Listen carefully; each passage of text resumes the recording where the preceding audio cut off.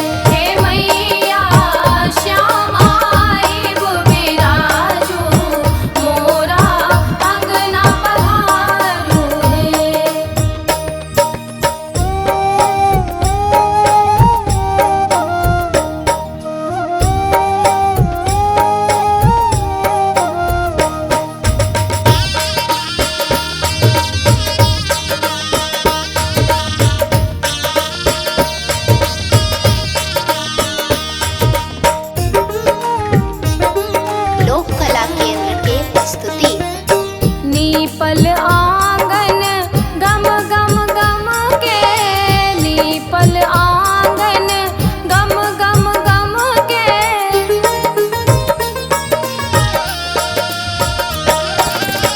नीपल आंगन गम गम गम के, सिनुर पिठार सा सगरो चमके, हर खित सब आजू सब किया जो है मैया, श्यामा आइब बिराजू, मोरा अंगना पधारू है। हे मैया श्यामा आइब बिराजू, मोरा अंगना पधारू है।